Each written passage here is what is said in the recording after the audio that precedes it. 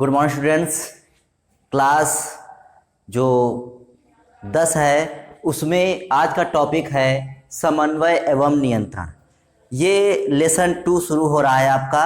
जो लेसन 1 है, जो चैप्टर 1 है, वो पूर्णतः समाप्त हो चुका है। उसमें आप जो प्रश्न दिए गए हैं उन प्रश्नों को करिए, और फिर भी अगर कोई प्रश्न ऐसा आ रहा है जो आपको समझ में नहीं आ रहा है तो उस प्रश्न को जो है कमेंट में मेंशन कर दीजिए, ताकि हम उसे देखें और आपको उसका जो है हल बता सकें। तो आज का जो टॉपिक है लेसन 2 में, पहला टॉपिक है समन्वय एवं नियंत्रण, कंट्रोल एंड कोऑर्डिनेशन। क्या होता है कंट्रोल और कोऑर्डिनेशन, तो ये जानेंगे। तो वीडियो शुरू करने से पहले अगर आप हमारे चैनल पर नए हैं तो चैनल को सब्सक्राइब कर लें, बेल आइकन को दबा लें ताकि आपको वीडियो की नोटिफिकेशन मिल सके। तो चलिए शुरू करते हैं। समन्वय एवं नियंत्रण। सभी जीवों में चेतना होती है, ठीक जैसे जितने भी संसार में जीवधारी हैं तो सभी में चेतना होती है। चेतना मतलब क्या होता है कि जो भी हम लोग देखते हैं, सुनते हैं, सब कुछ जो क्रियाएं करते हैं तो सब चेतना के अंतर्गत आ जाती हैं। तो वही है कि सभी जीवों में चेतना होती है। इसी गुण के कारण जीवधारी अपने बाह्य तथा आंतरिक वातावरण में होने वाले परिवर्तनों को जान पाते हैं। हम लोगों में चेतना होती है, सभी जीवधारी में चेतना होती है, जिस कारण से जो बाहरी वातावरण है, बाहरी वातावरण में जो भी परिवर्तन हो जाए, सर्दी, गर्मी, बरसात, ये सब चीजें होती हैं, तो उन सबका हमें जो है पता चल जाता है। और शरीर के अंदर के वातावरण में जो भी परिवर्तन होते हैं, जैसे लीवर में, किडनी में कोई इन्फेक्शन हो या प्रॉब्लम हो या कुछ भी है, तो शरीर के अंदर के वातावरण में जो भी दिक्कतें आती हैं या जो भी परिवर्तन होते हैं तो उनका भी हमें इसी चेतना के द्वारा पता चलता है। तो वही लिखा हुआ है, इस गुण के कारण जीवधारी अपनी बाह्य तथा आंतरिक वातावरण में होने वाले परिवर्तनों को जान पाते हैं और उनके प्रति अनुक्रिया करते हैं। मतलब जो बाहरी वातावरण है और जो अंदर का वातावरण है, इनमें अगर कोई परिवर्तन हुआ तो उस परिवर्तन के फलस्वरूप हम लोग अनुक्रिया करते हैं या समस्त जीवधारी अनुक्रिया करते हैं। जैसे अगर बाहर का वातावरण जो ठंडा है तो हम लोग अनुक्रिया करते हैं कुछ गर्मी प्राप्त करने के लिए। अगर बाहर का वातावरण जो है गर्म है तो हम लोग कुछ ठंडे वातावरण को प्राप्त करने के लिए अनुक्रिया करते हैं। तो जैसा बाहर का और अंदर का वातावरण होगा उसी के प्रति अनुक्रिया करते हैं। जैसा वातावरण वैसे क्रिया करेंगे। वातावरण में होने वाले इन्हीं परिवर्तनों को उद्दीपन कहते हैं।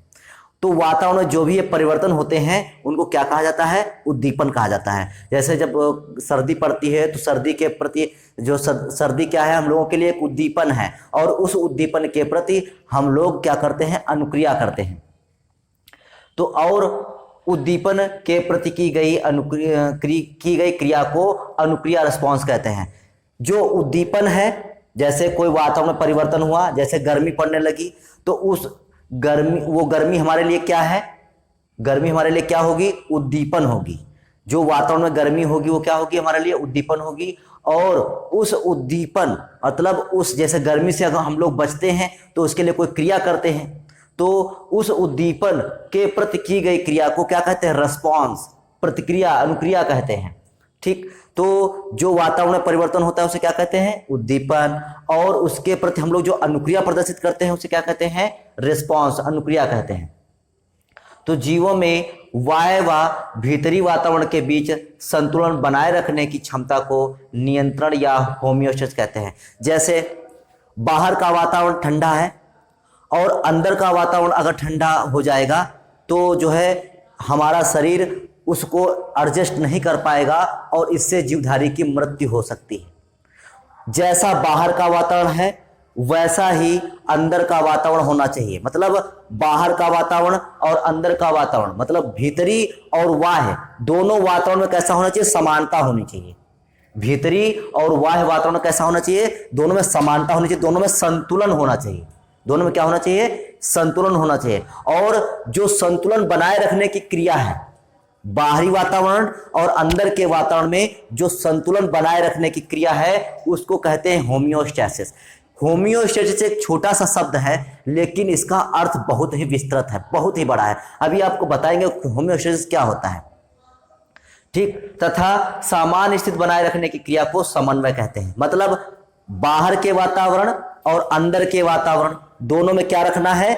समानता रखना है। इस क्रिया को क्या कहेंगे? होमियोस्टेसिस। ठीक, और जब ये स्थिति आ जाएगी तब उससे क्या हो जाएगा, तब वो स्थिति क्या कहलाएगी, समन्वय कहलाएगी। समन्वय मतलब समान स्थिति का हो जाना। कहाँ, बाहर की स्थिति और अंदर की स्थिति दोनों कैसी हो जाना, समान स्थिति में हो जाना। और इस क्रिया को क्या कहते हैं, होमियोस्टैसिस। ठीक, तो ये होमियोस्टैसिस हो गया। अब होमियोस्टैसिस क्या होता है, होमियोस्टैसिस शरीर में होने वाली एक अपने आप होने वाली एक क्रिया है। जैसे एक छोटा सा उदाहरण ले लें, जैसे कोई भी व्यक्ति है और वो व्यक्ति कहीं जा रहा था और उस व्यक्ति ने एक जहरीले सर्प को देख लिया और वो सर्प देखने के बाद उस सर्प ने कोई क्रिया की जिसके कारण से वो व्यक्ति क्या करेगा, कोई प्रतिक्रिया। मान लो उस सर्प ने उस व्यक्ति को दौड़ा लिया, ठीक, या पीछे पड़ गया, तो वो व्यक्ति क्या करेगा, भागेगा, बहुत तेजी से भागेगा, जितना तेज वो भाग सकता है। लेकिन वो ऐसे नहीं भागेगा, उसको भागने के लिए, अब देखिए यहीं पर, क्योंकि सांप क्या था, उद्दीपन था। सांप क्या है, उद्दीपन है जो बाह्य वातावरण में है। अब हमें भागना है तो हमारे अपने शरीर के अगर हम लोग भागेंगे तो हमारे शरीर के अंदर बहुत से परिवर्तन होंगे। अब उनको हमारे शरीर के अंदर के परिवर्तन को और बाहर के परिवर्तन को दोनों को क्या करना है, बराबर करना है। अगर ऐसा होगा नहीं तो हम लोग क्रिया ही नहीं कर पाएंगे, जीवित ही नहीं रह पाएंगे। तो जैसे मान लेते हैं किसी सर्प ने किसी व्यक्ति को दौड़ा लिया तो वो भागेगा, लेकिन ऐसे नहीं भागेगा। ये नॉर्मल भागना होता है कि हम आराम से भाग रहे हैं, लेकिन सर्प भाग रहा है तो सर्प से हमें तेज भागना है। तो उसके लिए क्या होगा कि सबसे पहले जो हमारी एड्रिनल ग्लैंड्स होगी, जो हमारी एड्रिनल ग्रंथि होगी, ये उदाहरण बता रहे हैं आपको होमियोस्टैसिस का, कि लिखना नहीं है आपको, केवल समझना है। कि जैसे सर्प ने दौड़ा लिया तो दौड़ने के लिए क्या चाहिए, सबसे पहले हमारे जो एड्रिनल ग्लैंड्स होती है, जो अधिवृक्क ग्रंथि होती है, उससे एड्रिनलिन हार्मोन स्रावित होगा। अब वो एड्रिनलिन हार्मोन स्रावित होकर हमारी पैरों की पेशियों में पहुंचेगा। अब वो पैरों की पेशियों में पहुंच गया और पैरों की पेशियों में पहुंचने के बाद वो हार्मोन हमारी पैरों की पेशियों को बहुत ही ज्यादा सक्रिय कर देगा और हम बहुत तेजी के साथ दौड़ने लगेंगे। अब हम दौड़ रहे हैं।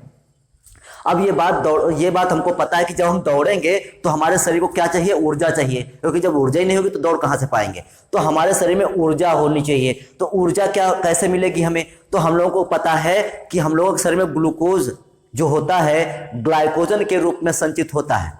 ठीक, हमने आपको बताया था ग्लाइकोजेनेसिस एंड ग्लाइकोजिनोलिसिस प्रक्रिया। तो जो ग्लूकोज ग्लाइकोजन के रूप में संचित है, तब हमारे शरीर में क्या होगा, हमारे शरीर में जो अल्फा कोशिकाएं होंगी अग्न्याशय की, वो ग्लूकेगान हार्मोन स्रावित करेंगी और वो हार्मोन स्रावित होकर उस जो ग्लूकोज संचित है ग्लाइकोजन के रूप में, उस ग्लाइकोजन को पुनः काहे में बदल देंगी, ग्लूकोज में बदल देंगी। और वो ग्लूकोज हमारे शरीर में उसका ऑक्सीकरण होगा और ऑक्सीकरण के फलस्वरूप हमें बहुत भारी मात्रा में ऊर्जा प्राप्त होगी। लेकिन अगला प्रश्न यह आता है कि उस ग्लूकोज का ऑक्सीकरण कैसे होगा, क्योंकि उस ग्लूकोज को जलाने के लिए हमें तो ऑक्सीजन चाहिए।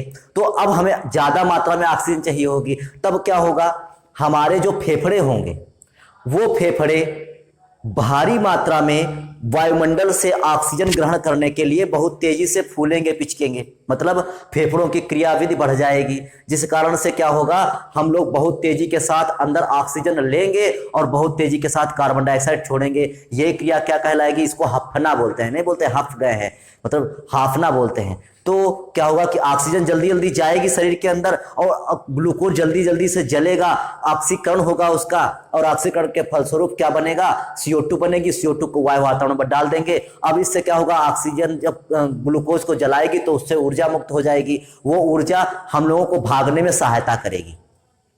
अब ग्लूकोज मुक्त हो रहा है, ऊर्जा उत्पन्न कर रहा है और भाग रहा है, लेकिन उस ऑक्सीजन को हमारी कोशिकाओं तक ले कौन जाएगा भाई। ऑक्सीजन तो जो है कोशिकाओं तक पहुंचेगी तभी तो ग्लूकोज का ऑक्सीकरण होगा।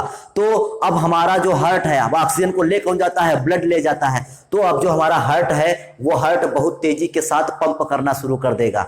इसलिए जब हम लोग दौड़ते हैं तो हार्ट बीट बढ़ जाती है, ताकि जब हार्ट बहुत तेजी के साथ ब्लड को पंप करेगा, बड़ी मात्रा में जो ऑक्सीजन की सप्लाई कोशिकाओं तक होती रहेगी और वो ऑक्सीजन जो कोशिकाओं में पहुंचकर ग्लूकोज का ऑक्सीकरण करेगी और जिसके कारण से जो है ऊर्जा मुक्त हो जाएगी और ऊर्जा प्राप्त हो जाएगी और हम लोग जो है जो जिस व्यक्ति को सर्प दौड़ा रहे हो बहुत तेजी से दौड़ता जाएगा। अब जब वो दौड़ेगा तो उसके शरीर का तापमान बढ़ेगा। क्योंकि ऊर्जा तो मिल गई, ग्लूकोज ऑक्सीकरण हो गया, फेफड़े भी काम करने लगे, हार्ट भी काम करने लगा। अब क्या हुआ, वो व्यक्ति बहुत तेजी के साथ दौड़ रहा है, ठीक। अब उसके शरीर का तापमान बढ़ जाएगा। जब तापमान बढ़ जाएगा तो क्या होगा कि हमारे शरीर में जो स्वेद ग्रंथियां हैं, अर्थात जो पसीने की ग्रंथियां हैं, वो ज्यादा मात्रा में पसीना उत्पन्न करने लगेंगी, जिससे क्या होगा, हमारे शरीर का टेम्परेचर कम हो जाएगा और वो व्यक्ति दौड़ता रहेगा, ठीक। तो अब स्वेद ग्रंथियां एक्टिव हो गई और उससे पसीना स्रावित होने लगा, शरीर का टेम्परेचर भी कम हो गया। अब ये बात आपको समझ में आनी चाहिए कि शरीर से जब पसीना निकल जाएगा तो शरीर में पानी की कमी हो जाएगी। अब जब पानी की कमी हो जाएगी तब क्या होगा, जब पानी की कमी हो जाएगी तब हमारे शरीर में जो मूत्र बन चुका है, उस मूत्र में से जो किडनी है, किडनी की जो नेफ्रॉन है, वो नेफ्रॉन क्या करेंगी, उस पानी को ज्यादा से ज्यादा, जो मूत्र बन चुका है उस मूत्र में से पानी को ज्यादा से ज्यादा मात्रा में चयनात्मक पुनरा अवशोषण करेंगी, उस मूत्र में से पानी को खींच लेंगी, जिसके कारण से क्या हो जाएगा, जो मूत्र होगा वो गाढ़ा हो जाएगा। अब वो पानी शरीर को पुनः प्रदान कर दिया जाएगा। तो इस प्रकार से हमारे हार्ट के द्वारा, फेफड़ों के द्वारा, किडनी के द्वारा हमारा पूरा जितना भी अंदर का सिस्टम है, वो अंदर के टेम्परेचर, अंदर के माहौल को, जो अंदर का सिचुएशन है उसको समान बनाए रखने के लिए, कहाँ समान बनाए रखने के लिए, बाहरी वातावरण के जो है समान बनाए रखने के लिए। तो जो अंदर के सिस्टम में जो प्रक्रिया चल रही है वो चल रही है केवल बाहर के वातावरण से समान बनाए रखने के लिए। यही क्रिया, मतलब बाहर के वातावरण से क्या बनाए रखना है, अंदर के वातावरण को समन्वयित करना है, मतलब समन्वय बनाए रखना है। और इसी क्रिया को क्या कह देते हैं, होम्योस्टेसिस कह देते हैं। ये होम्योस्टेसिस का एक छोटा सा उदाहरण था, क्योंकि जो जैसे मान लेते हैं एक विपत्ति प्रतिक्रिया के द्वारा हमने आपको बता दिया कि होम्योस्टेसिस क्या होता है। फिलहाल आपको होम्योस्टेसिस लिखना नहीं है, बल्कि केवल हमें ये इतना ही समझना है। तो ये होम्योस्टेसिस एक बहुत लंबी प्रक्रिया होती है अपने अंदर के वातावरण को एडजस्ट करने के लिए, ठीक। तो ये था समन्वय एवं नियंत्रण। अब जंतुओं में समन्वय एवं नियंत्रण होता क्या है, जंतु में समन्वय नियंत्रण कैसे होता है, तो एक कोश की जंतुओं में समन्वय एवं नियंत्रण होता है और बहुकोश की, क्योंकि जंतु एक कोश की भी हो सकता है और बहुकोश की भी हो सकता है, होना दोनों में समन्वय एवं नियंत्रण है। तो एक कोश की जंतुओं में समन्वय नियंत्रण कैसा होता है और बहुकोश की जंतुओं में समन्वय एवं नियंत्रण कैसे होता है। तो एक कोश की जंतुओं में कुछ क्रियाएं चलती हैं, जैसे स्वीकारात्मक आकर्षण अनुक्रियाएं, नकारात्मक या विकर्षण अनुक्रियाएं। तो ये दोनों क्रियाएं हैं। और इसी प्रकार से बहुकोश की जंतुओं में तंत्रिकी समन्वय नियंत्रण होता है और रासायनिक समन्वय नियंत्रण होता है। रासायनिक समन्वय के अंतर्गत हार्मोन वगैरह आ जाएंगे, हम आपको बताएंगे।